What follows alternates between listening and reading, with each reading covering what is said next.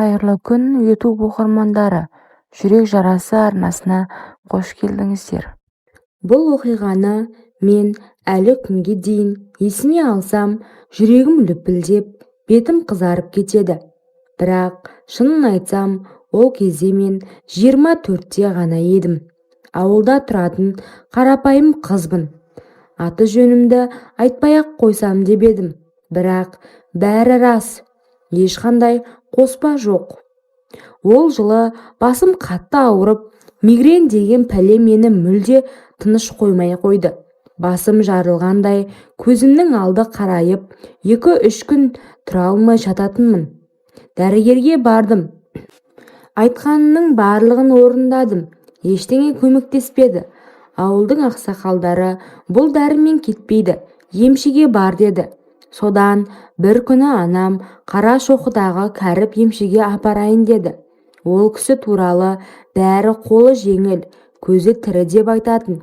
Тіпті кейбіреулер ол кісі емдегенде адамның ішкі сыры ашылып қалады деп сыбырласып жүретін.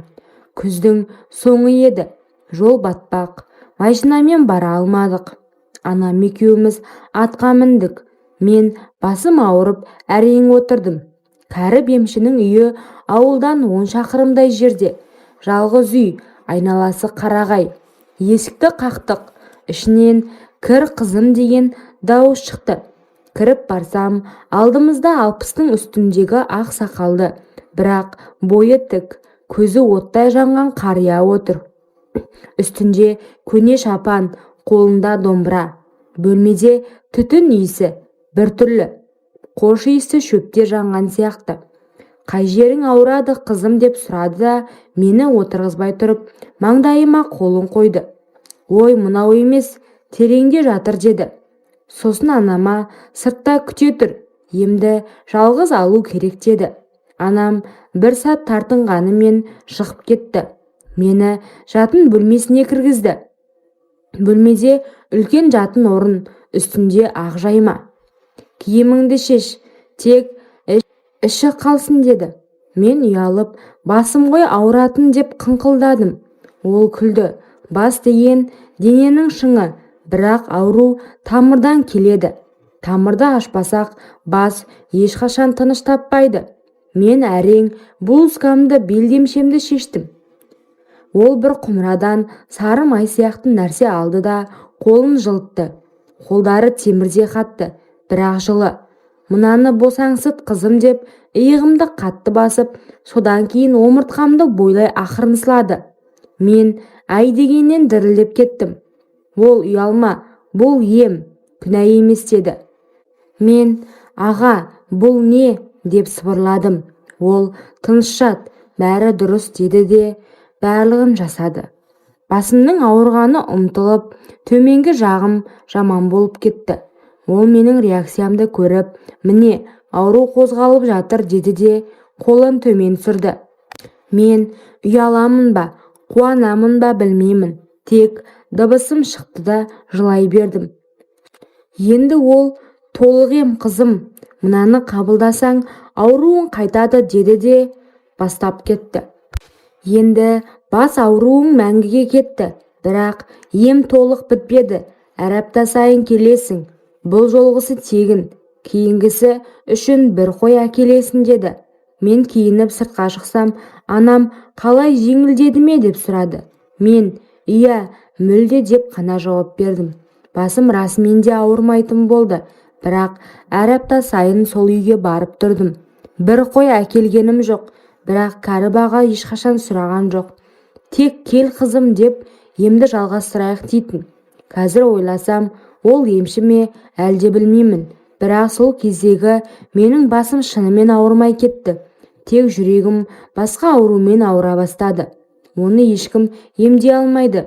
Содан кейін апта сайынғы ем деген желеумен мен кәріп ағаның үйіне жалғыз баратын болдым. Анам бір-екі рет қалай, әлі ауырама деп сұрады. Мен жеңілдеп қалды, бірақ толық кетпеді деп жалған айтып, атқа мініп кете беретінмін.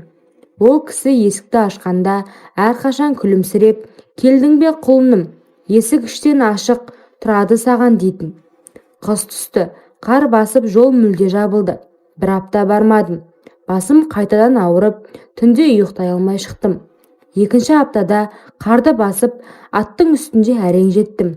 Кіріп барсам, кәріп аға от жағып отыр екен. Мені көргенде қуанып кетті.